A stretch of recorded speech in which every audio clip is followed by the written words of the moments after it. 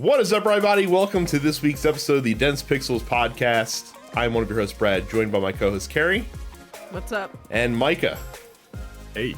We actually have genuine, bona fide video game news to talk about as we kind of recap the biggest stories from the last couple of weeks.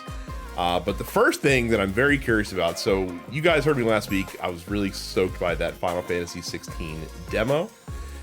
Really excited to play. Then the reviews came out. Most of the game has a really high Metacritic score, and I was thinking that all right, cool. And then I saw the reviews from the outlets that don't contribute to Metacritic because they don't score games, and those reviews were much more critical, and they kind of confirmed my fears that I had going into the game. So Micah has played this. Micah, I posed this question to you: if this game were not called Final Fantasy, would it be as lauded as the scores seem to do? That's a very, very interesting point, and it is the first time that I am hearing it. You're right. This is absolutely the first time we've had this conversation. It is not the second take of this recording due to audio issues at all. You are 100% right. This is the Emperor has new clothes situation, right? Where people are either stoked or too afraid to be critical of a legendary franchise. Look, the game's not bad. I like the game, but I don't love it. And I thought I would love it. It's kind of like a half-baked Devil May Cry. It's not an RPG, and I know they were like, oh well, you can only control one character and this, that, and the other, and I guess they were kind of trying to, set you up for the fact that this is going to be different. But I thought there would be RPG elements in this Final Fantasy. There are technically RPG elements, right? Like you can get a sword that's 110 power, and then you can get another one that's 115 power. But I mean, it's not no tangible difference between the two of them in practice.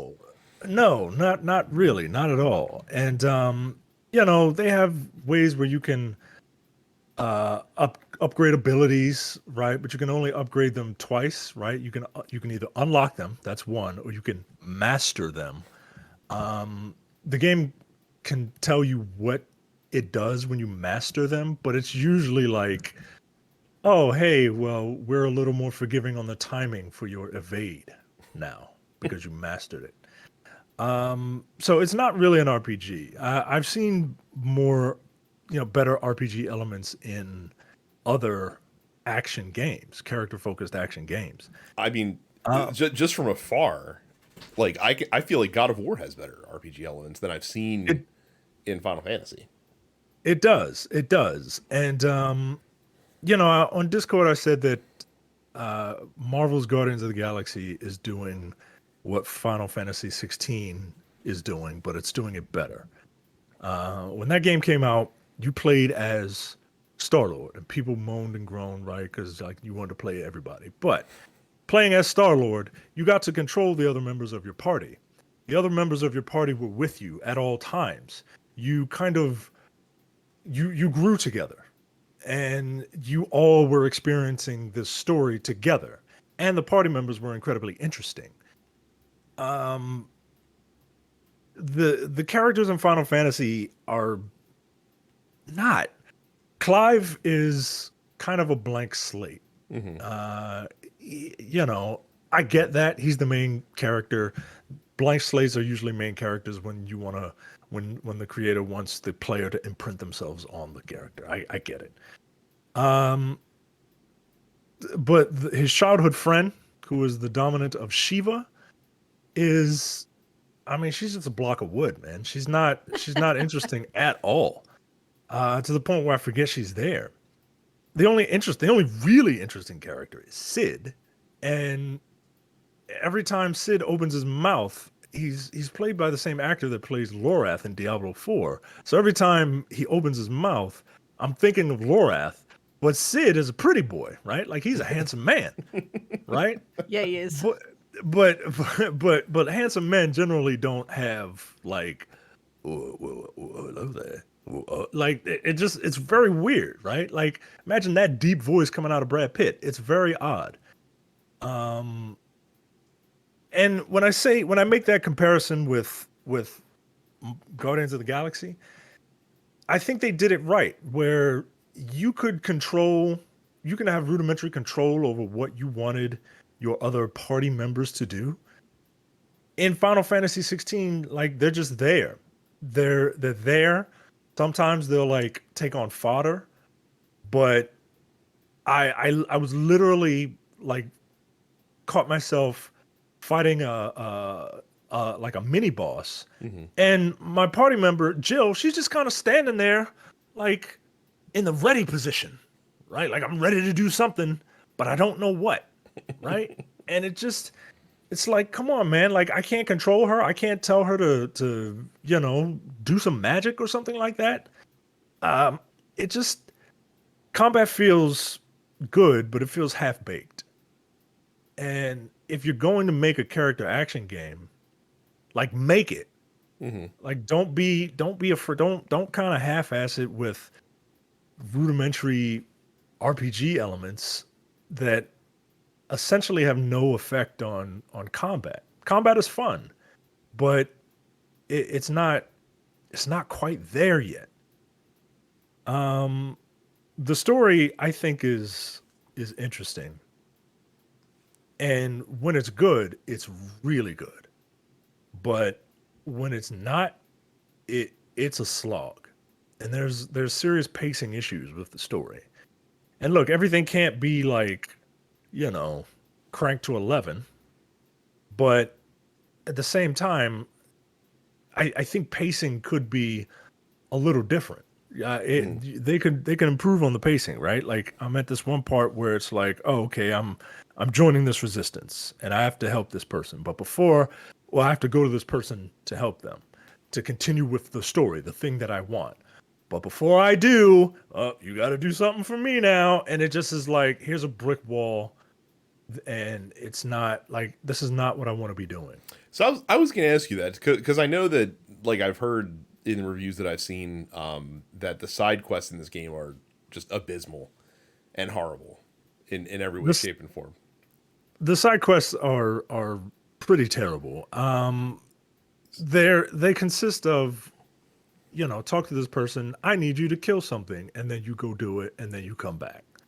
Or hey, I need you to deliver this thing to someone, and then you do it, and then you come back.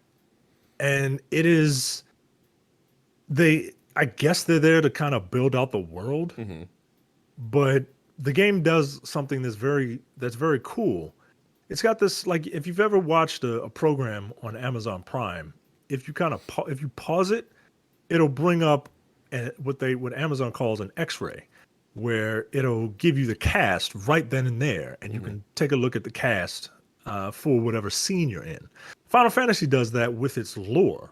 So if you find the lore interesting, you can press the touchpad at any point, and you can get a quick, Wikipedia entry on people or places or icons or anything like that. It's I actually kind of like it. Well, let me Um, ask you this though. So the presumptuously the reason that they would use that feature is to save you from having to be tossed a lot of exposition in the dialogue. Does that actually do that, or is it still like laden with a shitload of exposition as you're going through these different areas? I don't really think that I don't really think that they hit you over the head with a bunch of the problem is it's lore. Hmm. The only exposition that they give you is exposition for the main story, right? Like they don't go and say, well, this is the dry steps and this is why these are the dry steps and why they're called the dry steps. If you want to know that, you can just hit the touchpad and you can find out. Or, this is the empire of Sambrek, right? If you wanna know more about the empire, to press the touchpad. Hmm. So they assume that you kind of know, and and that's fine. Um, Well, my But question is, if you wanted to play this game knowing that the side quests are garbage, can you? Is it feasible to bulldoze the main story, or must you engage in the side quests for the purposes of leveling and making sure that you're the correct power to handle certain points in the story? I haven't died. I Okay. haven't died at all. So I'm using a charm that gives me like additional 10% XP, Hmm. but everybody kind of seems to be at my level, and I'm Okay. playing on action focused. So everyone kind of seems to be at my level. I would advise you to kind of do the critical path, Hmm. um, because the critical path has like roadblocks in it Hmm. that kind of that really slow the story down. Like I don't want to go. I don't necessarily want to go to this town, and I just came off of a like a little arc where I had to figure out who I am as a person, right? And it's a slog, man. And I just want to like I want to get back into the action. I want to get back into doing what Sid is trying to do. And so yes, do the critical path. The side quests are garbage, and then half the time when you get a side quest, like if you get it from someone who's higher up, like a some uppity, non-bearer, Hmm. uh, then they treat you like garbage because like this story is a slave narrative, right? It's an allegory about slavery. It's an allegory about climate change because there's something there called the blight that is taking that is going to take over the planet if we don't do something. Um, and it's all very heavy-handed, especially like the slave stuff. Like like Sid is a revolutionary, right? Like he's not branded, right? He's Brad Pitt in 12 Years a Slave, right? Like he's a good white person, right? And all the branded are black people, right? Like or oppressed minorities that were born a certain way, right? They were born with the ability to do some cool shit, and the white people, right? Everybody's white in the game, so that's why I'm saying white people. The white people were like, whoa, well, they can do all this cool shit, but I can't. So we got to stamp them down and make them feel like garbage and Right, but make yet, them. but yet, society would not operate without their efforts. Exactly. Like it's it's a very like heavy-handed, hit you over the Which head which slave uh narrative. which game handled the civil rights narrative with more deft, Micah? Was it Final Fantasy 16 or Detroit Become Human? This one. Okay. Detroit is ridiculous. Detroit is ridiculous. Detroit is just god awful, yo. It's equally bad, but it's god awful. Um, so yeah, it's look, the game is not what I expected. I expected an action focused RPG. I expected Tales of Vesperia. Mhm. Um, and this is not that. This is Satan Might Weep, and it's not the like. There's no strategy in the game, There's no strategy in the game. There's very little strategy in the game. Like when you are fighting the rank and file fodder, Mhm. you can take them out with like 2 4 to 5 hit combos. Like that's it. And there's no, everyone knows the rock paper scissors style of magic system, right? Like if you are fighting like a plant, maybe use fire to kind of really take it out, right? If you're fighting a fire-based enemy, use ice to take it out, right? Clive has the ability to acquire different types of magics, right? Mhm. He can acquire fire, lightning, earth, and wind, and you would think, oh, okay, well, I got and you can switch to them at any time, right? And you're thinking, oh, okay, well, I'm fighting this fire enemy. I guess I'll switch to wind because I don't have any other thing that would make sense to Mm. take them out. Bad Hmm. choice. Wind will only heal the fire enemy as it will fuel the fire. Well, you would think so. Well, you would think it would do anything. You would think it would do anything, but it doesn't. It's the same amount of damage as if you throw fire at the fire enemy. Everybody knows if you throw fire at a fire enemy, it heals them. It doesn't hurt them. What are we doing? What are we doing? The oh, another thing about the combat. So, yes, you could switch.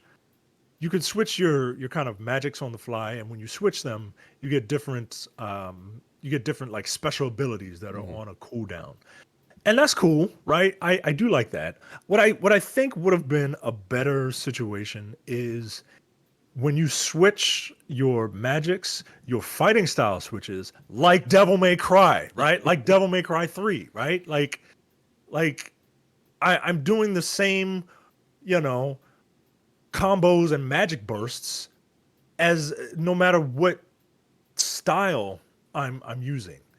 And it's not quite there. It's not quite there. And and it's a shame.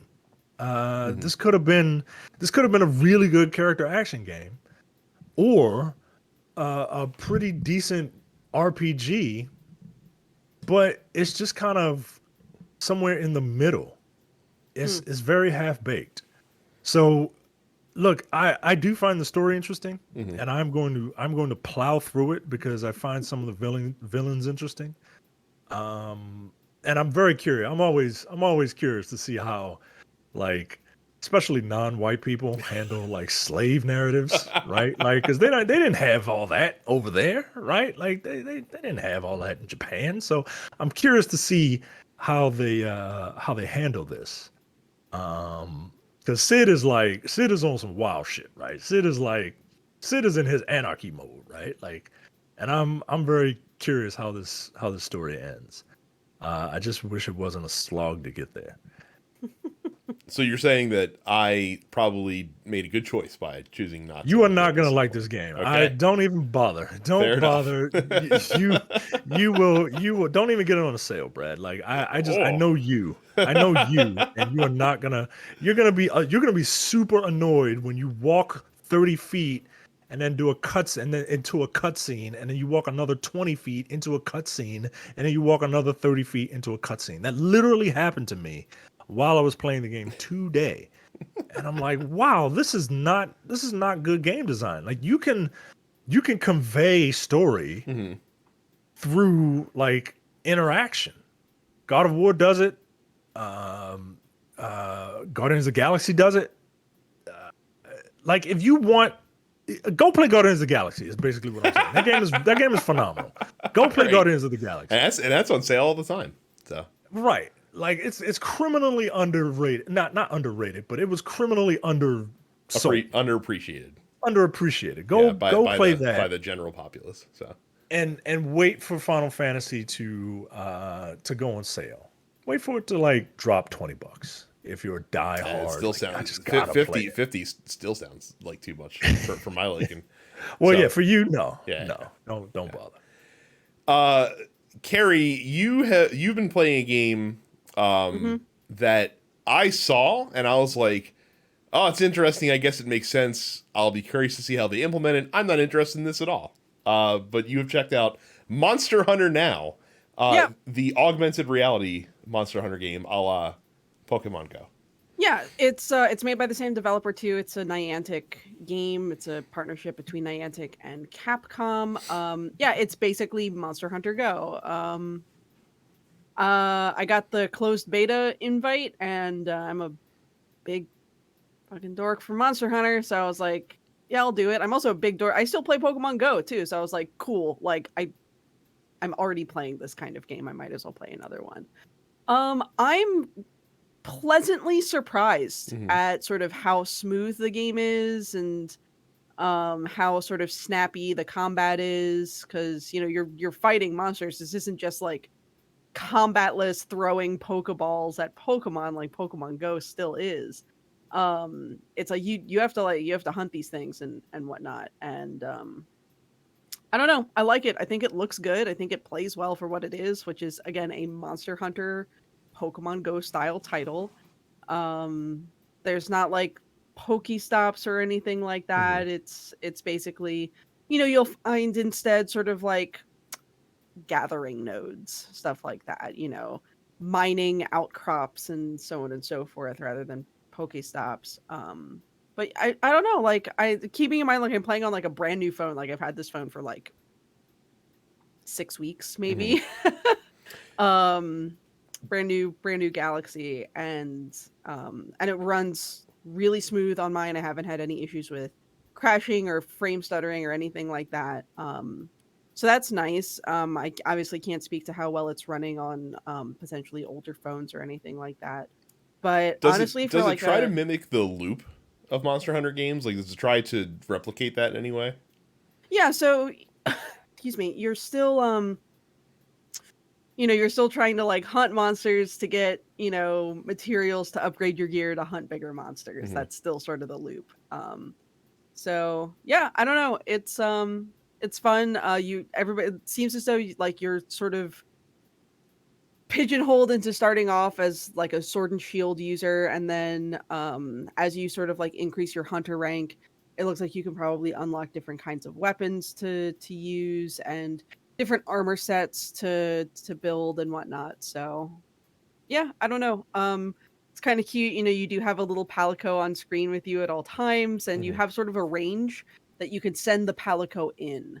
So even if you're like, all right, cool, well, I can't go get that thing over there because I'm not next to it, but I can send my Palico to go get that resource and bring it back for me.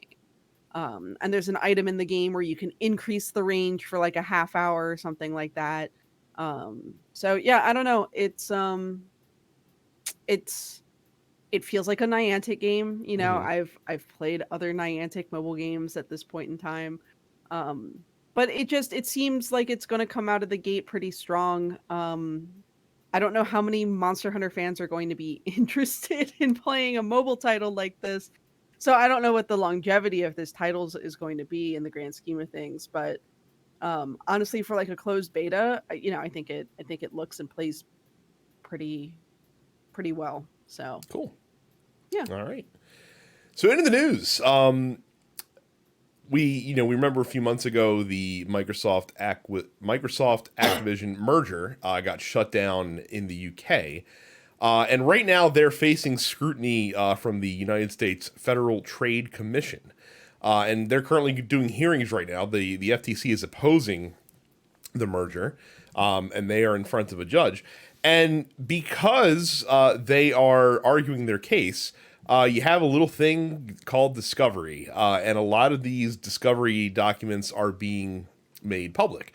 The biggest thing to come from this is that Jim Ryan, when the deal was first announced back at the beginning of 2022, sent an email to other folks within Sony saying that he doesn't think that the Activision merger is anything to really be worried about. He thinks it's not an exclusivity play, and he's not concerned about Call of Duty appearing on PlayStation consoles, which you might note contrasts very greatly with public statements and arguments that Jim Ryan has made against the deal. Now, I'm not at all surprised that Jim Ryan is saying something different behind closed doors than he's arguing publicly. I mean, that's kind of his fucking job. I'm surprised that he didn't think that this correspondence would see the light of day in a fight to possibly quash this deal.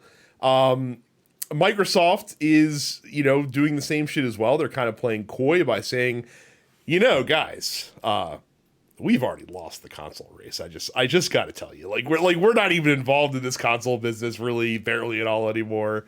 We're a distant third place. We always will be. It's been that way since we rolled out the original Xbox. We've really never been in the console race if you're really looking at things.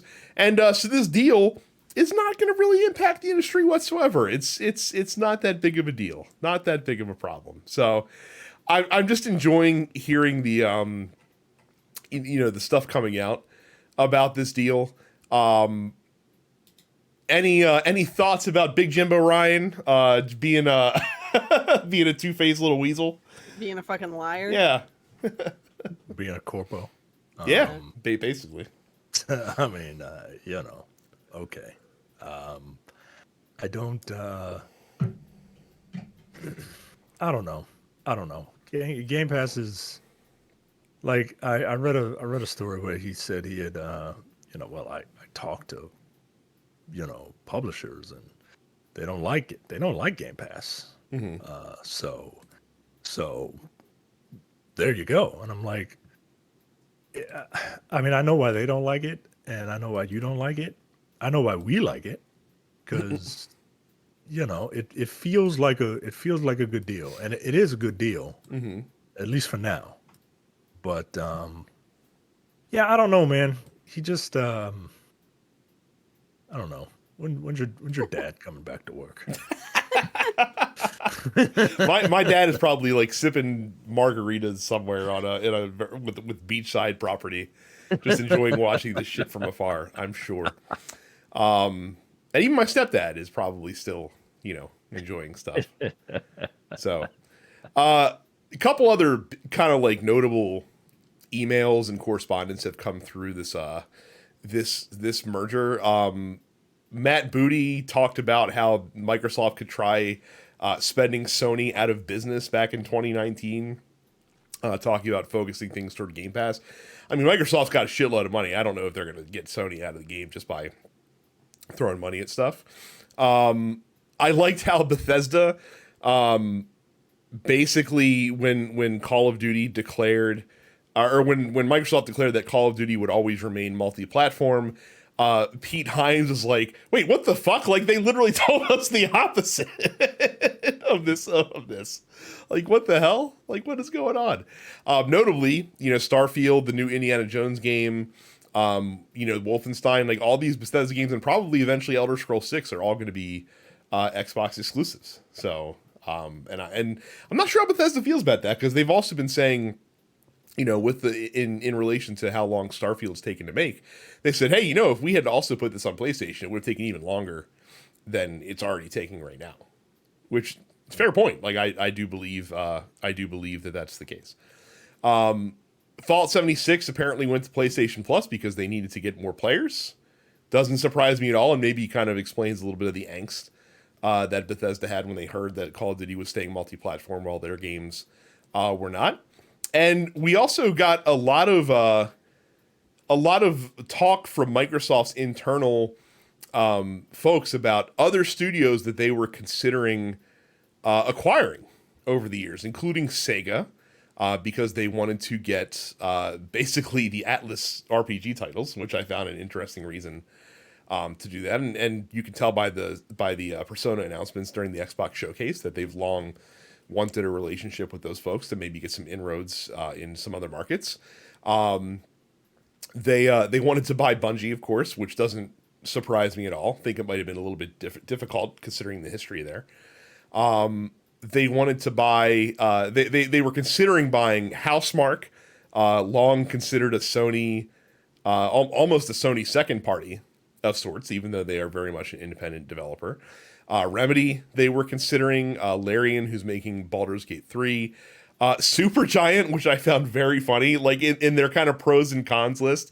They were like, pro, strong creative vision and willingness to try new concepts. Con, potential desire to remain indie. Like, yeah, you think one of the most successful small independent developers who can absolutely write their own ticket has no intention of giving up any of their freedoms, creative freedoms. Potential desire to not remain a bearer, a fucking slave. Yeah, I get it. Yep. I also found 11-bit studios on this list interesting because it's like, pro, Frostpunk sold a shitload. Con, their other games not so much. Yo, this is fucking terrible. Which is funny because I really like a lot of 11-bit's catalog. I think that Microsoft's con, that the games appear too niche and go against serving a wide audience, is actually a massive pro for that publisher in reality. And then, of course, the funniest note that's in this story, there was going to be a Redfall TV show, which I find just just absolutely delightful.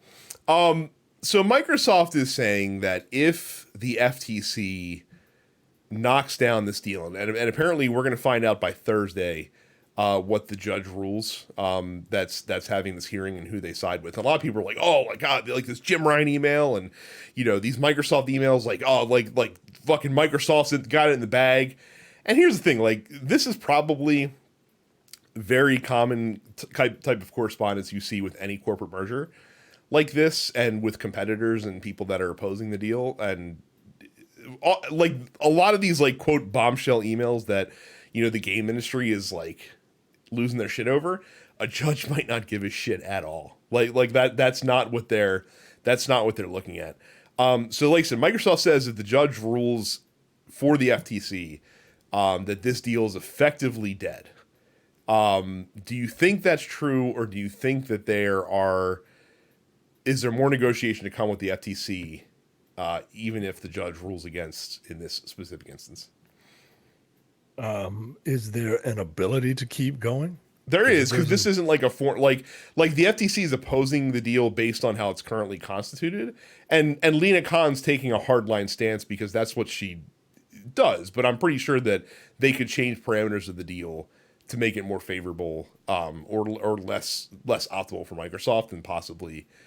I think Lena Khan in this instance, this is a big trophy, and I think that she wants to be able to say, like basically send a message to other corporations out there, like, look, like we will scrutinize the shit out of any fucking mergers you're trying to do and stuff like that. And I think having a nice being able to say, like, look at the impact I was able to have on this major high profile acquisition is good for her and the FTC as it's currently constituted. I don't think that they would put up a hard wall to this. Yeah, if there's an option to keep going, if you all right, well, they're gonna like, okay, well, what if we don't do this? Will you do it then? They're gonna keep going that route until it gets done. I think it's going to get done, because that's a lot of money. So you think Microsoft is posturing then? Yeah. A little bit. Yeah. Carrie? A little bit. Yeah, I mean, how could it not be posturing? It is interesting because, again, like the CMA struck it down, and like the response to Microsoft is like, well, maybe we just don't operate in England in the same way, or Right. at least from the Activision side, which they could do, but by like operating a third party company and distributing through them, essentially. But yeah, the U.S. it's a little bit, you can't really square that circle too much, especially when you're based in this country. Both corporations are. So just very interesting. Like I said, I love you guys know me. I love this fucking courtroom intrigue, drama, all this other stuff, and I love seeing the dirty laundry aired. It's one of my favorite things for processes like this. So more to come. I'm sure we'll have. We'll be talking next week about what the judge ultimately ruled in this case. So Go to densepixels.com/fans to get invited to our Discord. When you're in the Discord, you can look at all the different channels we have. I don't want to touch anything because I don't want to mess anything up. But we talk about all types of gaming. Talk about gaming news. If there's a news story that you want us to talk about, throw it up there, and we will talk about it. Go to youtube.com/densepixels and subscribe. Click the bell icon and and leave a comment. Yeah, leave a comment. Positive or negative, because it doesn't matter. It's all engagement. That's the thing. The that algorithm YouTubers don't tell doesn't you. care what you say. It just cares that you're saying something. You can remark how it took me 10 minutes to full screen the Discord video for the YouTube video. So like the first 10 minutes, you can only see half of me because the other half is Amazing. like my Discord sidebar. So until I full screen it. So. A plus. we are doing really good today. professionals here on We're this killing it.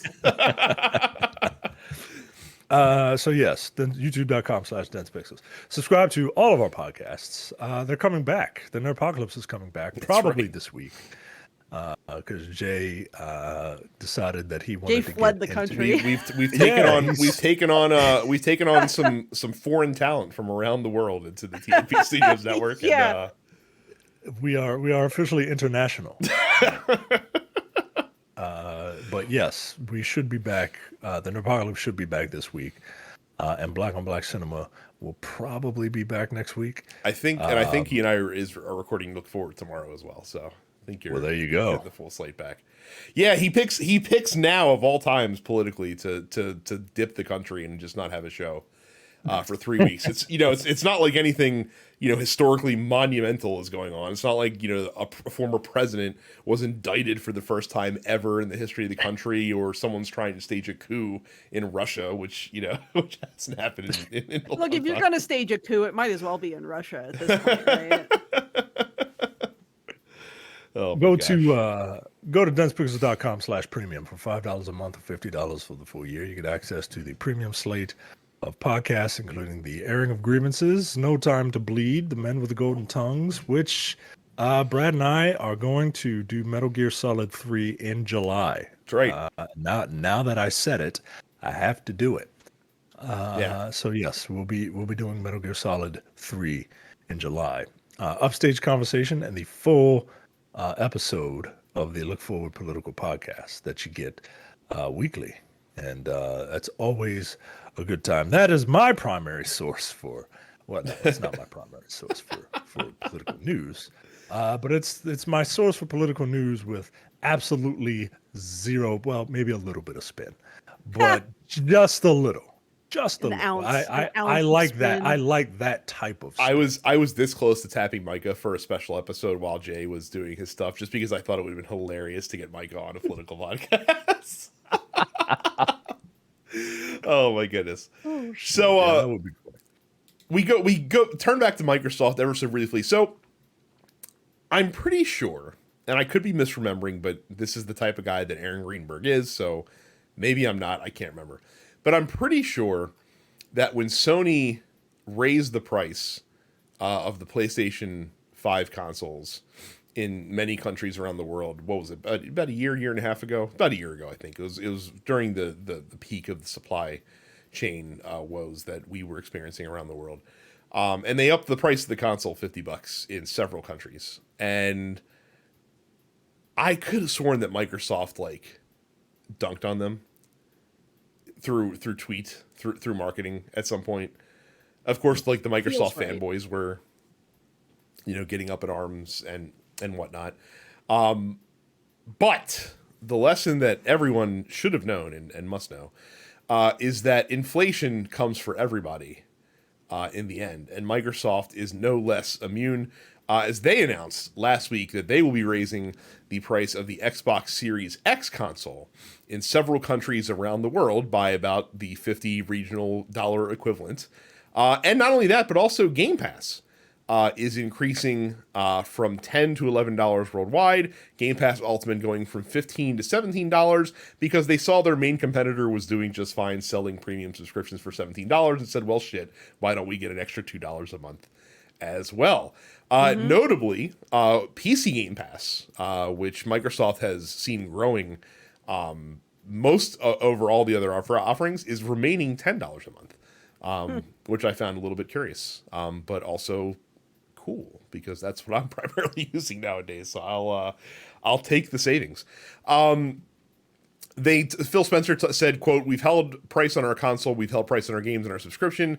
I don't think we'll be able to do that forever. I do think at some point we'll have to raise some prices on certain things." That's what he said last October, in response to a lot of that Sony news and stuff like that. Microsoft did, of course, also announce recently there is a new Xbox Series S coming out with a 1 terabyte solid state drive, which will be $50 more than the current model, which has a 500 gigabyte solid state drive. Micah, are you ready to light your Xbox on fire in protest for the extra increases that you now have to spend in order to buy Game Pass every month? No, I don't even know if I'm still subscribed to it. 'Cause I don't use it, and I'm debating. I'm actually really debating if I should just buy Starfield. and not get Game Pass Interesting. because I just don't use it. Mhm. Like I don't have a problem buying a game. Like that's my thing, right? Like I don't think Game Pass is for me. And the games that are on Game Pass, I either already own on PlayStation or the ones that I want to play, they come out so late and it's just or it's like Exo Primal. Like I want to try Exo I'm about to say, you're Primal. going to play Exo Primal. I want to try Exo Primal, Yeah. but I'm not gonna play Exo Primal. You know what I mean? Mhm. So I don't want to pay $15 a month for full length demos. Is what I'm saying. And I know I'm going to play Starfield, but I don't know how long I'm going to. I don't know how long it's going to take me to get through it. And Starfield's what, $70? Mhm. I mean, I don't know, man. I might just buy it and just not get Game Pass anymore. Like I don't know. Look, Game Pass is still a tremendous deal for the consumer. And if there's something on there that you want to play, like that's great. But it is like Netflix in all the good ways and all the bad ways, right? Like Netflix drops some gems, man. They really do. But a lot of it is just like a bunch of garbage. A lot of it is just like Ironically, Microsoft has also followed the Netflix model of having really robust first party offerings when the service first started, and it has since dwindled off quite a bit since then. So yeah, man. And it's like, oh, well, if you don't have Game Pass, like you can't, then you don't have gold. And what, I don't play games online I'm not playing anything. Like that's my problem. Like I'm not playing anything. So, yeah, I've been contemplating if I should just flat out buy stuff. Something else has to pop up. all right. So, and it's not like they don't have games, right? Like they have I'm playing Diablo a lot. They have Diablo, but like my friends are playing it on PlayStation, so that's where I'm playing it. Ironic because it's cross platform, so you could really play it wherever the fuck you feel like. Right, yeah. But I generally use the we don't the people that I play with, I don't use the in-game chat. Oh, I see. So we have a group and we just hop on there and talk. That way, when one of us inevitably gets booted out of Diablo because it's fucking Diablo, we could still talk to them and like, all right, I'm coming back. Yeah, But I don't know. good. So Nintendo sent the Switch off Set the informally. Switch off. They haven't announced a new console yet. Shut I know, up, but Brad. this has to No, be like it's the not. last. No, it's The not. last hurrah. Like we're not No, getting it's Prime not. 4 on the Please. Switch. We're not getting the new 3D Mario on the Switch.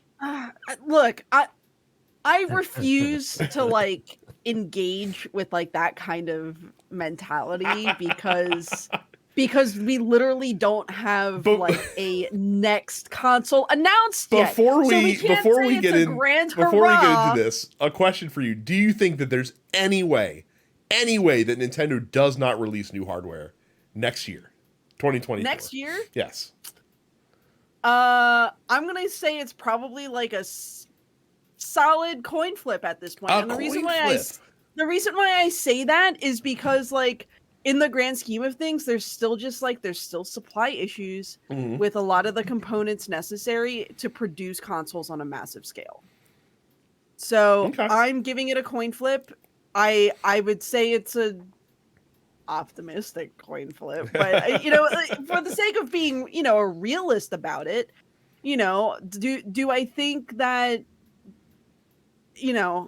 I think logically speaking we have to like actually look at the situations caused by the global economy of the last couple of years and say that would we all like a new Switch next year? Yeah, I think we'd all like a new Switch next year, but in the grand scheme of things, is it realistic for Nintendo to put out 5 million consoles next year? Is that a realistic goal? I don't know. You assume they haven't already started getting those components. I don't fucking know, dude. It's, look, here's what's gonna happen. They're gonna announce it, and I'm gonna give them my money. As will I, I'm sure. As will I. So, so Carrie, I'm gonna cut you loose, or I'm gonna unleash you here. Talk about all the stuff that you were most excited about, and if you miss anything that me and Micah were particularly excited about, that we will revisit it. But this is your time to shine. This is robust why you still Nintendo let me Direct on this show, because every 2.5 months they do another Nintendo Direct. This is where I get my Nintendo Direct information. It's true because if you weren't on the show, me and Micah would have spent a lot of time on one specific announcement and then kind of like hand wave the rest away, essentially. Okay, cool. So we'll talk about Pokemon DLC, the Hidden Treasure of Area Zero. This was announced earlier this year that they were doing DLC similar to how they did big DLC packs for Sword and Shield. Look, Scarlet and Violet run like shit. That being said, I am still going to play the DLC. Does it still run like shit? Yeah, it still runs like shit. They're just like, fuck it. Like we don't even need to fix it. I'm they already bought it. We're operating a bit on the assumption that it still runs like shit. I haven't played the game in a few months. So it might run better, and who knows, maybe these big DLC updates will make the game run better too. Listeners who have played Pokemon Scarlet or Violet in the last couple months, does it still run like shit? Let us know in the Discord, deadspinball.com/fans. I feel like everyone just sort of accepted the fact that the game runs like shit, but is still really fun. Just sort of like moved on. I didn't hear anything about any patches. Like, I feel like if anyone was going to hear of big patches fixing the performance issues, it was going to be me, the person with a half dozen Pokemon tattoos. But I haven't heard anything, so I'm operating on the assumption that hasn't happened. But yeah, look, it's a couple cool. It's 2 parts, Mm-hmm. It's like you go on a school field trip to like a different area, and there's different Pokemon there. I think it's really cute. Look, Scarlet and Violet are fun games. They run like trash. We got to look at Persona 5 Tactica coming to Switch. That was announced at the Xbox showcase. I'm excited that's coming to Switch. It's the kind of game that I want to play on a Switch. I like turn-based tactical RPGs. Unless you're Fire Emblem in the last 5 years, I like a turn-based tactical RPG. The Pokemon surprise of the day was the fact that Detective Pikachu is getting a sequel after quite some time. Mm-hmm. Yeah, so they're doing Detective Pikachu Returns. That's coming out in October. That's fun. I wasn't expecting that. I have to almost imagine that like they look at how successful like the Detective Pikachu movie was, and we're like, we should probably make another game. Is Detective Pikachu voiced in the game at all? Like does he have audio? And yeah, he has a very deep voice in the game. He's so not voiced by Ryan Danny DeVito Reynolds. voice. It's the Danny DeVito voice then. So look, I'm not even gonna call it a Danny DeVito voice. Like it is a gruff older man voice. Okay. It's not a goblin. Is it the Bob Hoskins like Who Framed Roger Rabbit voice basically? I would say so. It's probably more akin to Bob Hoskins than Who Framed Roger Rabbit. Some weird like Batman Arkham Trilogy is coming to Switch for the 3 people who are going to play that. There's a free-to-play life sim called Palia that like I was moderately interested in until they said free-to-play, which means that it's going to be full of microtransactions. So I will not be playing that. Another look at Sonic Superstars. Oh, motherfucker, you had to bring up Sonic. I'm gonna play it. Like, where's my Sonic? There he is. Look, I'm gonna play that. You didn't put the fucking Sonic Central. I'm gonna detour into the Sonic Central real quick.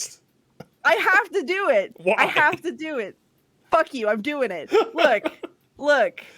Sonic Superstars looks like a lot of fun. It looks like it's gonna be a really fun little couch co-op game where you and your friends can play a 2D Sonic together. I don't know if that's going to be fun or just like bullshit chaos. Here's I'm gonna play it. here's the argument that I'll make to you about Sonic Superstars. Uh-huh. You know how like those new Super Mario Brother games that have 4-player co-op, like you can play them, and they're abysmal to play with more than one person because it's just fucking hard for people to rummage around on the screen together and do all that shit. That's a game that actually has good platforming mechanics. Now put this 4-player co-op into Sonic, and that's a recipe for disaster, my friend. All right, well, whatever. I'm gonna play it. I'm gonna have a good time. The music. I have a question about Sonic in general. I'm sorry. I just have a question about Sonic in general.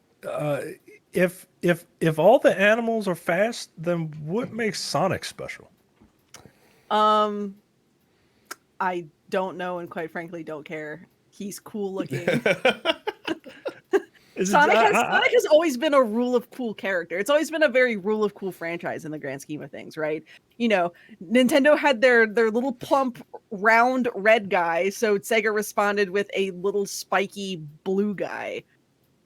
And that's just how it's been, right? And then they introduced their own red guy, who's cool because he punches stuff. Yeah, well, I like Knuckles, right? Everybody likes Knuckles. Everybody loves Knuckles, but like where's Biggs the cat? Look, justice for Biggs the cat. I do not tolerate Big the cat slander. I fucking love Big. Big is just out here. He's trying to fish. He's trying to live his life. All right. He is out here just trying to vibe, and he keeps getting dragged into larger bullshit. His frog bestie keeps eating shit that he shouldn't be eating. Big is just trying to survive. All right. I've got like 7 Big the Cat shirts that I have all bought completely sincerely and without a shred of irony in my soul. The thing about Sonic Central that I do want to bring up, because I'm a video game musician, is the fact that they are finally doing a full international tour of the Sonic Symphony, which they talked about like a year and a half ago, and they're finally doing it. I'm really excited for that.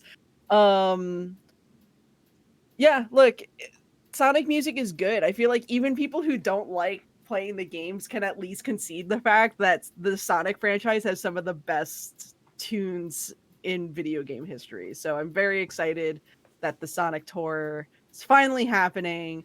It's coming to DC in January. If you're listening and you're local, that's the closest it's going to get. Otherwise, there's a bunch of dates between like October and March, basically. I'm very excited to listen to music from Sonic 06 and weep openly in public. Brad is wondering why he's friends with me. Anyway, back to the Nintendo Direct. The biggest surprise of the day by far, Super Mario RPG is getting a remake in the year of our Lord 2K23. If you haven't played Super Mario RPG, it was a game on the Super Nintendo that was a collaboration between Nintendo and Squaresoft. It features some of what I think is Yoko Shimomura's best work across her career. A lot of people are just like, she's the Kingdom Hearts composer, but she had such a... She did fucking Street Fighter 2 before she did Kingdom Hearts. And people want to be like, oh, Kingdom Hearts. Like, no. Street Fighter 2 and Mario RPG. The remake looks incredibly faithful as well. Like, it looks like they literally just took the gameplay and just dropped like modern graphics on top of it, which is great, quite frankly. Like, that's all it needs to be is a faithful remake. Yeah, because it's a great game, and it feels like a game that a lot of people just like haven't played. That, you know, people back then, like, I don't know, I feel like I didn't play Mario RPG until I was an adult, and even then I didn't finish it. So I'm looking forward to like going back and finishing it. But it feels like a lot of people, at least when this game came out, were like, that's a weird thing for Mario to be doing. That they would have rather played a Final Fantasy title or like Chrono Trigger or something rather than play like a Mario RPG. But Super Mario RPG really laid the groundwork for the likes of Paper Mario and the Mario and Luigi games. Which is it's so crazy to me that that's the direction that got spun off from that game. You know what I mean? Like I would have thought they would have made more games like in that universe or kind of like akin to that, you know, that style. And just Paper Mario just was a complete diversion. It was. That, so. Yeah, and of course the Paper Mario franchise is great in its own right. But it's interesting to see that like the two spiritual successors Mhm. of the original Super Mario RPG are basically Paper Mario and then Mario and Luigi. Yeah. So I'm stoked. It's not something I ever would have expected them to do. So I fucking whatever. Yeah. Um, I think I forget when that comes out. I think it's later this year. I think November, it's like I think. November or Yeah. something like that. They also announced in this excuse me. In the same vein, they're like, we're doing a new Princess Peach game, which is really cool because a lot of people did not play Super Princess Peach, but that was a really cute little game. It's going to be a side scroller where she'll have some sort of like transformative powers. It felt very magical girl sort of inspired to me, so I'm really looking forward to Peach getting more time in the spotlight. And then they were like, by the way, we're doing a sequel of or a remaster of Luigi's Mansion 2, which was on the DS several years ago. And that will launch alongside the Peach game. Both of those are coming out next year. So, and then the other like big Mario news was the fact that they were like, by the way, here's Mario Wonder, which I immediately thought looked like Mario by way of Rayman Legends. Just the art direction and the whimsy and the expressiveness of the characters, that they have finally moved away from the new Super Mario Brothers art style. It's just like it's so much more expressive. That's my than the whole thing is couple if of they can games. actually refine and innovate on like the 2D Mario mechanics. 'Cause I'll tell you, I haven't played a new Super Mario Brothers game since the Wii version came out because after playing the DS, both DS versions, and then the Wii version, I was just like, all right, it's of course it's tight and solid, but I feel like I'm just playing the same game over and over again. It's the same game that I played, back on the back on the SNES and the NES. Like it doesn't feel like you're doing a whole lot of innovation. And I know it's more innovative than those games were, but it still felt the same. So like I'm hoping Right. that this game feels like a new direction for the 2D series to go. Look, I think just based on what we've seen so far is, in terms of like the wackiness of how the environment shifts when you touch certain things and whatnot, I'm all in. I'm also all in because we get fucking Princess Daisy as a playable character in a mainline Mario game for the first time. I could like they didn't give me Golden Sun, but this is a really good consolation prize for me. I am so stoked. As soon as Daisy was on screen, I was just like, oh, my wife. Like, I look. Daisy's great. I've long thought it was a shame that she seemed to be basically just relegated to the sports titles and the party titles in Mario Kart. The various side games. So I'm really looking forward to seeing how she plays among the rest of the cast, since we've also got obviously Mario and Luigi, Toad, Yoshi, and Peach are also confirmed playable characters. So it'll be interesting to see how differently she like handles to go back to fucking Mario 2 where you had 4 playable characters for the first time, and how that is carried into the new Super Mario Brothers games where it's like, oh, Luigi jumps a little higher and Peach is very floaty and so on and so forth. So it makes me wonder, like, how is Daisy going to play compared to the rest of the cast? Like, what's going to make her stand out? So Yeah. I'm very stoked on that. The other thing is, of course, Mario can turn into an elephant now. That's the new power of his adventure. And can trip balls when you touch. That's what I certain, mean by certain flowers. the wackiness is, Mario does acid now. We're all real I was stoked for always it. waiting for them to kind of bring back the touch fuzzy get dizzy mechanic from Yoshi's Island. It does feel like touch fuzzy get dizzy. God, all those years of eating mushrooms off the ground are finally catching up to right. him. Hits you couple harder other- in your old age. So couple other things of note. I mean, while we're still talking about Mario, 3 new characters being added to the upcoming wave of the Mario Kart 8 Deluxe DLC. let me ask you this question: when it's all said and done, which game is going to have more characters in it? Super Smash Brothers or Mario Kart? I don't know. Like Mario Kart has a lot, but Smash Brothers has everybody. So I feel like it's going to be interesting. I don't know how many waves are planned at this point. We're like, I don't think know. only one more after This this. is okay. Yeah, so actually, this is wave 5. So Yeah. I think there's just one more. Yeah. So there's a new course, Squeaky Cleat Sprint, and then they confirmed PD Piranha, Wiggler, and Kamek are going to be playable. These are all apparently returning characters They were all from in earlier. Double Dash. I want Double to say. Dash, yeah. So So cool. Hey, new characters, new stuff from Mario Kart. Mario Kart 8 Deluxe lives forever, and we will all continue to play it because it's the game's a almost good 10 years game. old. Yeah, That's yeah, crazy. it is. Well, at least Mario Kart 8, not the deluxe version, obviously. So Right.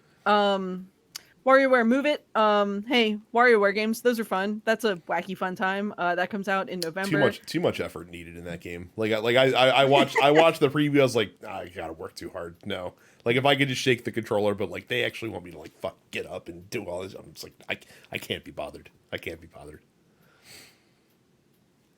I will And say then the other, like the big JRPG news, for me at least, is they're doing a remake, which was leaked. You know, they're doing like the sort of HD 2D remake of Star Ocean: The Second Story. That comes out in November.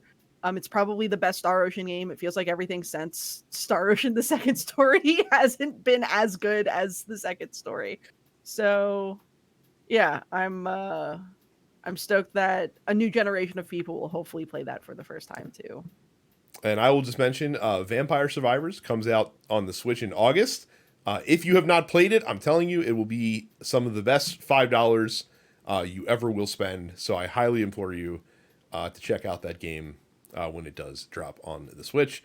Micah, anything we missed that you wanted to shout out from the Nintendo Direct? I'm sorry. I don't mean any disrespect. I forgot that the Nintendo Direct. So Well, they did announce it one day before. okay. Here's a question for you two. yeah. Are either of you going to be picking up the Metal Gear Solid Master Collection Volume 1 on Switch? No, absolutely not. Not on Switch. Not on Switch. if I play that on any portable console, it would be the Steam Deck, not on the That's Nintendo fair. Switch. Yeah, so I'm a little tired of Nintendo because like I bought the Super Mario Brothers movie for my son, who when I first told him, hey, let's watch this, he was like, we'll watch it, and now it's all. And now he watches it that's every all day? he watches. Yeah, Yep. that's all Every he day? watches. One day he watched it back to back to back, 4.5 hours of the Super Mario Brothers movie. So I'm a little burnt out on Mario and his whole thing. So You played yourself on that one, dude. I really You did. should have known that was coming. Really Yeah. did. So our friends over at Twitch are going through it in the past 30 days or so. So first, they announced a very weird like restriction that if you were a streamer, like you couldn't add like certain partner programs, like you couldn't advertise on your stream, or like certain endorsements and things like that. And their argument was, well, you know, we're not getting any of that revenue, so why should we allow that to be on the streams? And of course, like those kind of endorsements and partnerships with other brands is how a lot of Twitch streamers actually make money, because Twitch's revenue split is not great. More on that in 2 seconds. So they announced this. There was a huge uproar in the creator community. They rolled it back. And realized like, hey, we might have been too hasty. I'm like, yeah, did you talk to anybody before you rolled out this program? And then they followed that up with a new Partner Plus program that they have rolled out to their streamers. And as part of the Partner Plus program, you have to pay into it. So you have to pay like, I think $12 a month or something stupid like that. And it takes people from the controversial 50-50 revenue split that they rolled out last year to, if you're in this Partner Plus program, certain channels will now go back to what the split was before, which is 70% to the creator and 30% to Twitch. And it's actually really confusing. So in order to qualify for the program, you have to be an existing Twitch partner. You have to maintain at least 350 recurring paid subscriptions. That does not include any gifted subs or free Amazon Prime subs. Like, people have to literally give you the $5 a month, 350 people recurring all the time. So this is only affecting like the tip top of Twitch. It's not even really helping like other smaller creators. Then that'll put them in the program for 12 months. And at which point they'll get to keep 70% of every subscription, including the gifted subscriptions and the Prime subscriptions, but only up to $100,000. And then they go back to the 50-50 split once they get to $100,000. It will shock you to learn that the top creators on Twitch are not happy. And so unhappy are some of them that in the wake of this news, and I'm sure that it wasn't because of this news, but it was really ill-timed, that their top male streamer, XQC, and their top female streamer, Amaranth, both announced that they were signing exclusivity deals with competing gambling site platform Kick. XQC getting to the tune of what, $30 million, I think it was, to go be on Kick. And so that seems not great if you're Twitch. Yeah, I just well, and here's what it boils down to is that Twitch. So Amazon is looking at Twitch and they're looking at the bottom line and they're looking at, holy shit, Twitch is not really making any money for us. Which is true, it's not. And they're trying to find everything that they can to make this a revenue generating service. When really what they need to just do is leave the fucking creators alone and treat it like they treat any other service, where if you want to make money from it, you gotta sell ads. Which then goes back to the problem of two of your top creators leaving the platform. That's a lot of eyeballs that are now going away from that platform. It's astounding to me that they keep fucking stepping on rakes to this degree. Yeah, every time a Twitch story comes up, I my eyes just glaze over because it's like, look, I'm not a business guy, but I don't. If your business model consists of trying to make these people happy, so that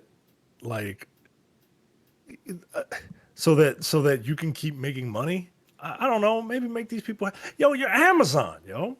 You're Amazon. Like, you just opened up a new headquarters. I don't know, man. I don't know. I don't like Amazon. Fucking bastards. It's a weirdly analogous problem to what Twitter's kind of going through. So like, Twitter's been going through it since Elon Musk took over, and the reason is that Elon Musk mistakenly thinks that the platform is what's valuable, and so you should have to pay for the privilege of using the platform. And I feel like that Amazon is looking at Twitch the same way, where it's like, oh, the platform is the real value of Twitch, and that's wrong. Like, the platform is just the gateway. The streamers are the value of the platform. The content creators are where the value arrives. Anybody can build a streaming platform. Like I said, you too can dabble in fucking cryptocurrency and fucking online gambling and build a streaming platform, as proven by Kick. Yeah. No problems there. Anyone can build a platform, but you have to give people a reason to come to the platform. And the reason people come is to see the streamers that they enjoy watching. And if you drive those streamers off your platform because you're penny pinching or nickel and diming or trying to get as much of a cut from their side of the business as you can, you are going to push those people away. Like, YouTube's over here like, yo, we got 70-30 all day. Like, come to YouTube. And YouTube has its own problems. Because like for example, like YouTube, since it's YouTube, discoverability, huge problem. Like they almost need to separate YouTube gaming off to a separate like area from YouTube, I feel like, in order to capitalize on it, but then you run into different issues of that. But I digress. And then now you've Kick like throwing fucking money, millions of dollars at XQC, millions of dollars at I can't even pronounce her name, Amaranth. I can't pronounce her handle. So you know who I'm talking about. The chick that streams in hot tubs all the time. They're throwing fucking millions of dollars at her. and that's going to get people leaving your, like, viewers leaving your platform, and that's where you can monetize. You can monetize the eyeballs that come to the platform. You can't nickel and dime the people that are literally the lifeblood of the platform and expect yourself to be successful. Yeah, it's so, it's I don't know who XQC or Amaranth is. I mean, they're popular with the kids, Micah. Like we're far too old. We're far But- too old for these things. Look, if you tell me that they're the most popular people on this platform, that's fine. I understand the mentality of, you know, thinking that the brand is the thing, because branding is like, it's powerful, right? But it's very less powerful when it's much less powerful when, like, there's also another brand, like a big brand, that you can, that, you know, like you said, YouTube, if YouTube gets their shit together, YouTube is a much bigger brand than Twitch.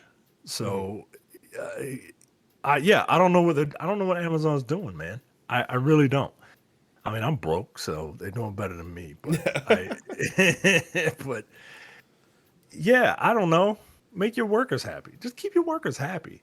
Like, that's the thing. That's the thing that like big, like, corpos and bosses and stuff don't understand. Like, if you keep people happy, you keep them docile, you can pretty much get them to do whatever you want, right? Like all you have to do is just not, you know, not whip them. Pay them a living wage, and, you know, they'll work in your factories, or they'll, you know, warehouses and stuff. Now, Carrie, I was curious to get your thoughts on this because I wanted to kind of switch gears to the Kick side of things. So I know you're not a fan of Kick, and for obvious reasons, because, you know, they have a lot of shitty people that fucking stream on that platform and they fucking suck. What's going to keep them in the game and keep them from going the way of Mixer or a lot of these other services that have tried and failed to stand up in this space as a true competitor?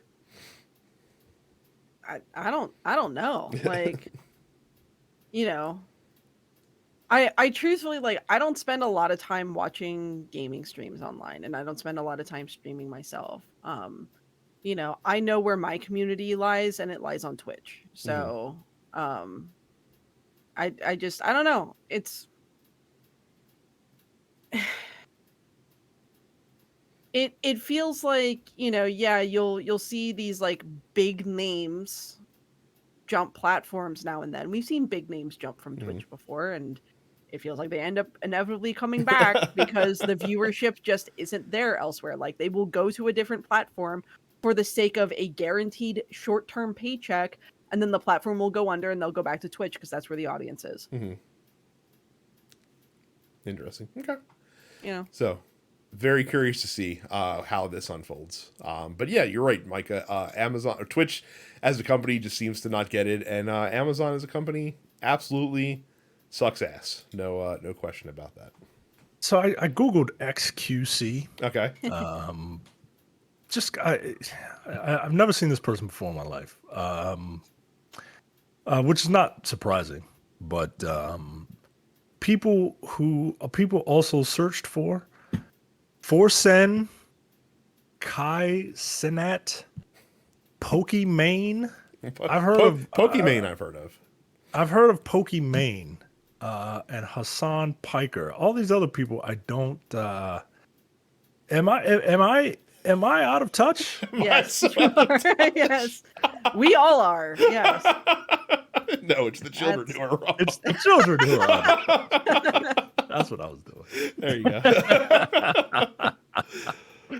Oh my god. Oh, hey, I just said I hated Amazon. Go to benspixels.com/Amazon for all your purchases, because look, as much as I don't like their business practices, you know, they're going to be one of the 4 companies that run the world. So 5. you might Maybe as well 6. might as well get in on the ground floor. Oh, they're going to consolidate. Right? It'll be Apple's on soon enough. Who will it be? It'll be Apple. It'll be Apple, Amazon, Apple's on Google. Google. No, I think Amazon will absorb Microsoft, so they'll be like Microson or something along those lines. And I guess Google is Google part of Meta? What's Meta? That's Facebook, but I could see That's Google Facebook. picking up Face or Meta, and then like, oh, like we're gonna do some cool shit with Meta, and then they roll out this like new like software platform for Meta, and then it dies in a year, and they're just like, oh, forget that, it's whatever. So- Google should just add an O for every company that it acquires. I think there's actually there's a like you can like get a version of Google's web search that actually does that, where it has an O for every failed service that they've rolled out, and it's just like ridiculously long. So let's see. I went to densepixels.com/Amazon, and is there anything interesting? You know what? Let's just type in XQC, see what happens. Okay, you can get G Fuel the juice inspired by XQC orange pineapple melon punch flavored game changing elite energy Ooh. for it's an energy powder. It sharpens mental focus. No, it doesn't. Has zero sugar, supports immunity and enhances mood. Shut up. For I trust that as much as I would trust a fucking gas station boner pill to actually give you a boner. I mean, look, don't knock it till you try it, man. Don't knock it till you try it. It's $34.99, and you can get that right now at densepixels.com/Amazon. I mean, it's got to be better than anything they're peddling on Infowars. I can only imagine. So That's fair.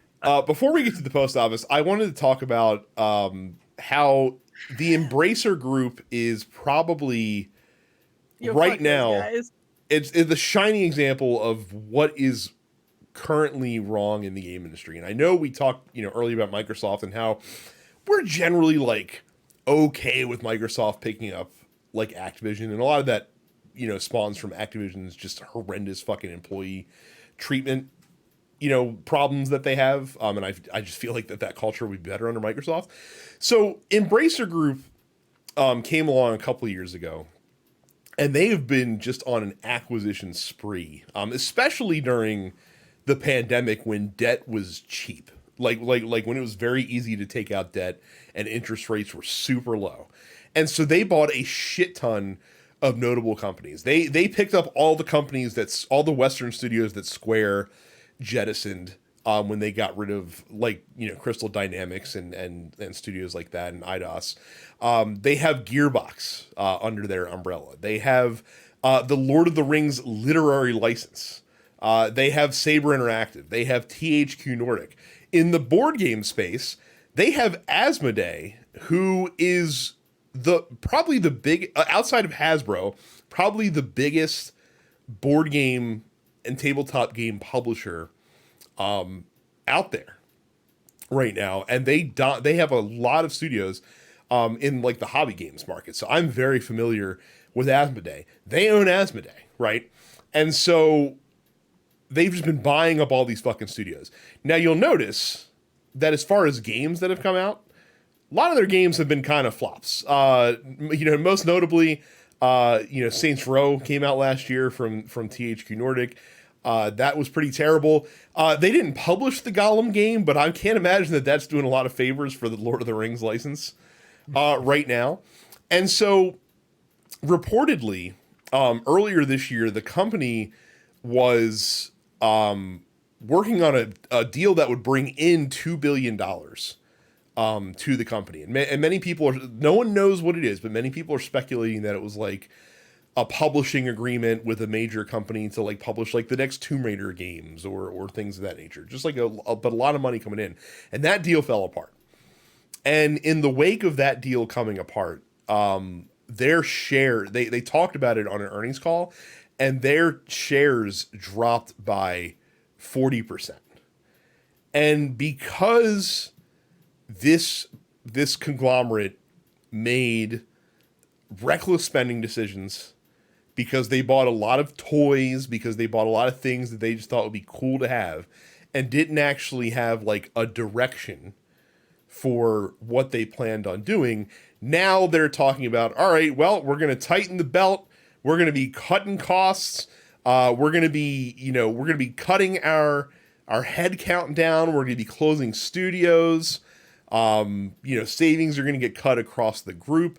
Like it's fucking bad when Crystal Dynamics is out here being like, hey guys, like, I know you heard about all this bad news going on in Bracer Group, but just to let you know, we're safe. Don't worry about us. Like, we're fine. And like, just weird to see like a fucking breath of relief coming out of that. And then not only are they going to be cutting costs, but one of the things that they're going to be doing, and this is something that they said, is basically they're going to be leveraging the shit out of the licenses that they have. So if you've been like really suffering through a dearth of Lord of the Rings content in video games and elsewhere, don't worry. If the Embracer Group has anything to say about it, you're going to be eaten well over the next several years, because they plan on just really getting that fucking Lord of the Rings license out there and just shoving it down your fucking throats. And this just pisses me off, man. Like the Square companies were in trouble, and that was a good bastion for them. And, THQ Nordic was maybe having some financial difficulties. But a lot of THQ having financial difficulties. I know, shocking, I know.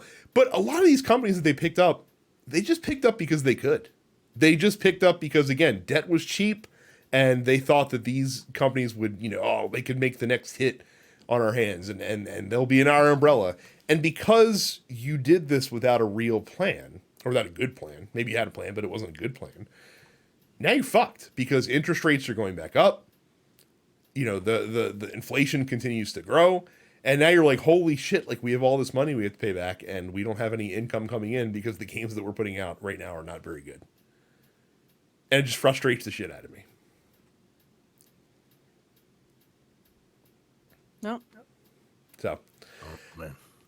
we go to the Dense Pixels post office, where you can go to densepixels.com/fans and join our Discord and post in questions that we will read on the show. And I will start with Cam, who asks, if AEW Fight Forever is actually good, will you AEW haters, and I'm assuming he's talking to me and Micah mostly, will you buy it? I'm not buying it either way. I don't hate AEW. I'm almost finished Forbidden Door. I got one match left, and Micah, why, stop spending $50 on wrestling events in this day and age. What? Oh, you're getting it. Sorry? Oh, you're getting it through. My friend Jack Torrance. Oh, okay, gotcha. Yeah, his parents were big fans of The Shining. That's why they named him Jack Torrance. He got it. He got it for me, and it's and yeah, I enjoy it. There's just a lot of wrestling out there right now. Yeah. No, I don't buy WWE games. Why would I buy an AEW game? I'm interested in it because it's got that. It's supposed to have that like old school, arcade Aki style wrestling. I'm not paying $70 for it. Like, is it going to be full? Is it going to be full price? It's full price, Brad. It's full. I think it's full price. It's full price. It can't be. Nah, man. I'm gonna look at that it. Game looks fucking double A as fuck. It cannot be $70. Are you kidding me? I'm gonna look, yo. I'm gonna look because you are out of your mind if you think I'm paying $70 for the Elite Edition is $80. So AEW Fight Forever. $70. Oh boy! Like when I saw the trailers and the gameplay, I was like, all right. I was like, clearly they're working with a limited budget. It'll come out. It'll be like a $50 game. It may be $40. No, if it's we're a $60 really game. It's a $60. That's still too much. That's still that to me. $59.99. No, that to me is still basically full price. Get the fuck out of here. That is not a full price fucking game. Who's publishing that game?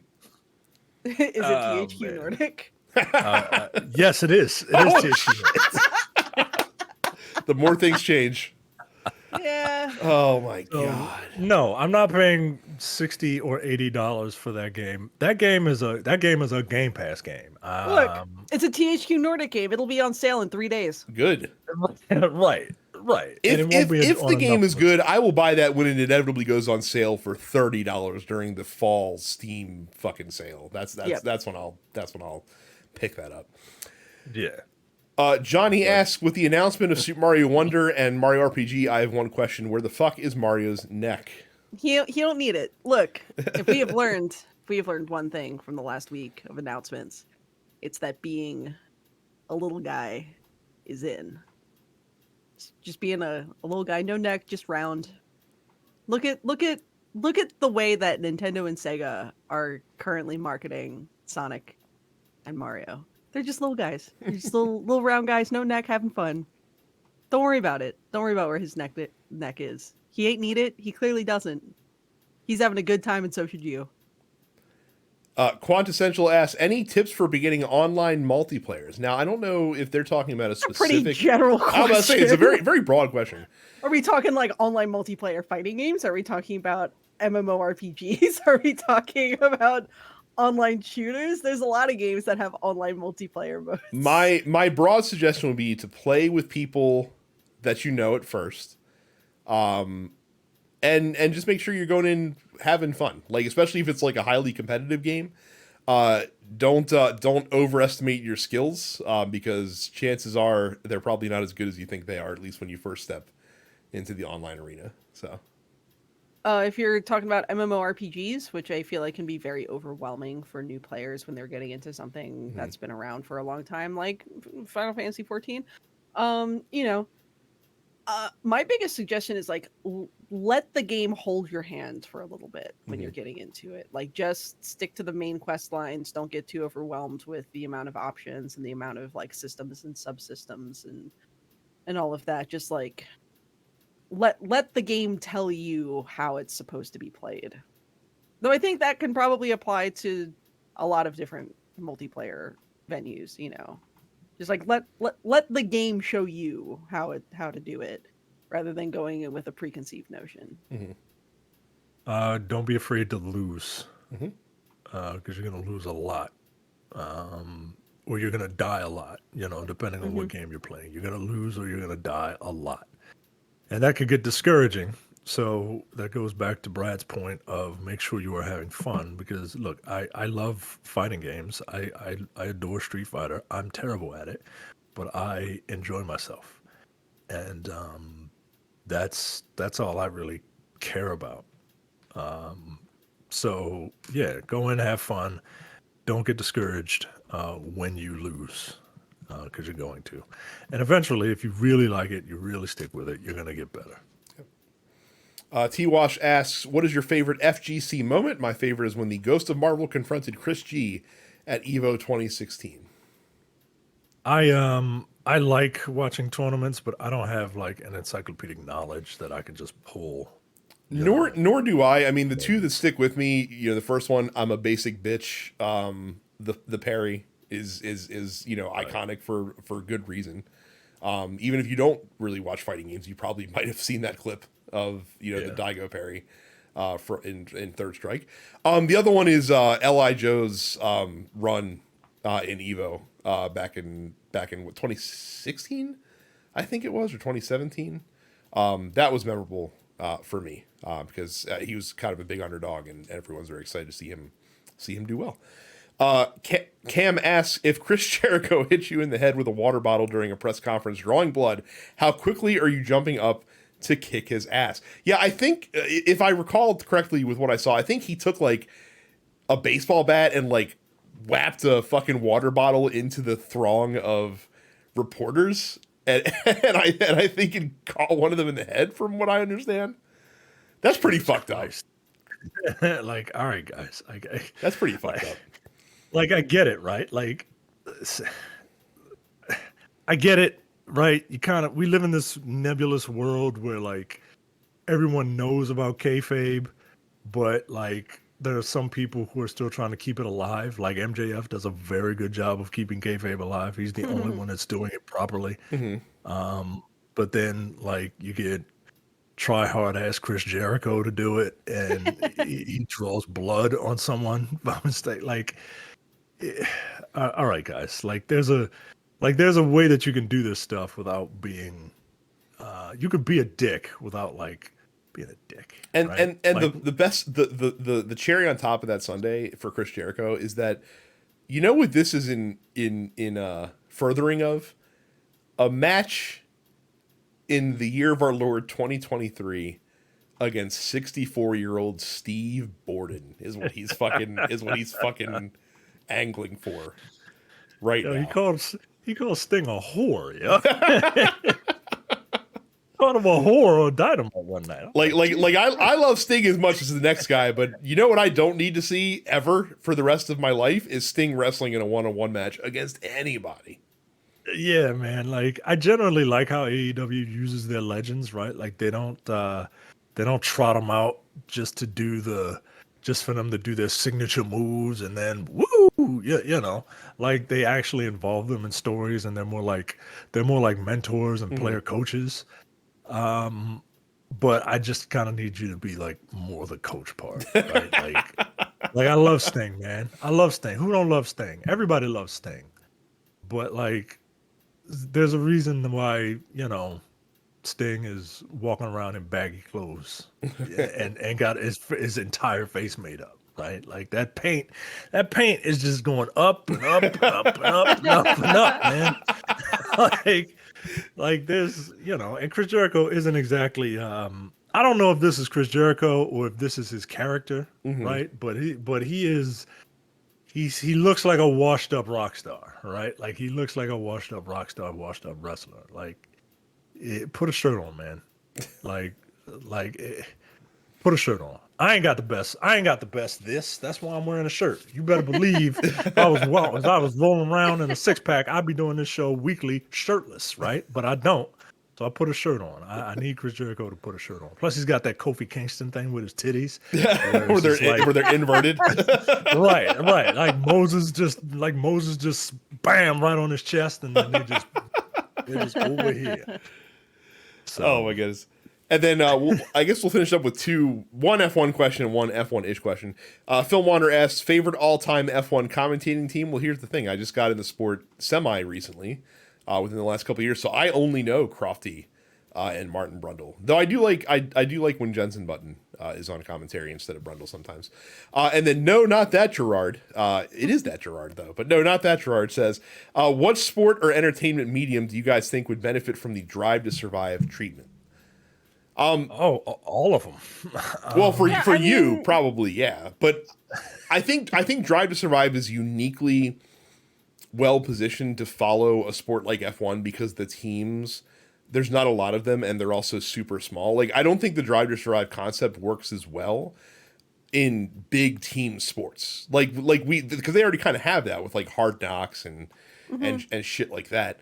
So I think that, I don't know, man. Like, I had to, like, obviously, like, other racing series would do well, and they've done the same thing with IndyCar and NASCAR, or something like it in the wake of the success of Drive to Survive. Carrie, what are you gonna say? Figure skating. Yeah, that probably. And I mean this very sincerely, in so much that like there are multiple events over the course of not just like, a free skate versus the other one and whatnot, but like there's multiple events over the course of like a season, to ramp up into national championships or even into the Olympics and whatnot. I think there's a level of drama in figure skating that I think is very similar to the level of drama that comes over the course of a single race. You've got individuals basically, but they're coaches and whatnot behind the scenes as well. And yeah, I think that would be really interesting. Well, and that's why Drive to Survive works, is because you have this like traveling troupe of individuals who are all like competing with each other over the course of this season. And I would imagine figure skating is the same thing. Like, it's all the same people that are involved in all these events. They're just doing them in different places, around the world and stuff like that. But I think you do lose something. Like, if you were to just follow one team, I think you lose something there that it wouldn't endear you to the other teams in that sport, even if it was really well done. I think like a road to the Olympic Games, something like, you follow a couple of teams from other countries as they prepare for, But I would want it to be like small teams, and I would want it to be sports that aren't otherwise in the public consciousness, like figure skating or like, fucking a bobsled. biathlon. Yeah, biathlon, exactly. Like, biathlon of skiing and shooting. Like, who the Yeah. fuck are these people, and how do they get into this? Is I think, because I feel like a question that, like, when the Olympics comes around, is it like that's a question that people tend to have, is like, who the fuck are these dudes, and like, why are they doing this? I think they're big James Bond fans, because that's how I found out what the fuck the biathlon was. I saw it, and I think it was For Your Eyes Only. It was. it's a God, I can biathlon. like you just said that, and I can hear the fucking Bill Conti score during that whole scene just in my head immediately, just because it's so distinctive among all other Bond soundtracks. It's like, when did I walk into a fucking Rocky movie, like in this James Bond film? Like, what's going on? So that is it for the post office. Thank you guys for submitting your questions. Again, you can join our Discord by going to densepixels.com/fans. Lots going on in there.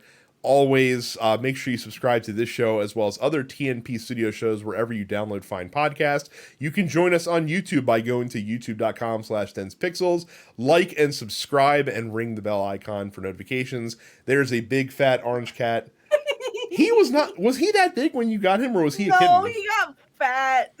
He got I can really tell. fat. I'm working on it. I'm working on it. He got fat. Of course, you can follow us all on Twitch, where we're not streaming very often. I am Dense Pixels, Brad, Terrence is Apparition 410, and Carrie is Sup, it's Carrie. Man, I love an orange cat. He looks exactly like mine. Yeah, this is Friday. If you're watching on YouTube, you can see this big boy. God, he is big. Yeah, he's a big boy. He is big. That's it for this week. Thank you guys very much for watching and listening. We'll see you all the next time. See ya. See ya. You're watching the Dense Pixels YouTube channel. Click the subscribe button while you're here, and make sure you check out our weekly podcast where we discuss the latest gaming news and our impressions on what games we've been playing.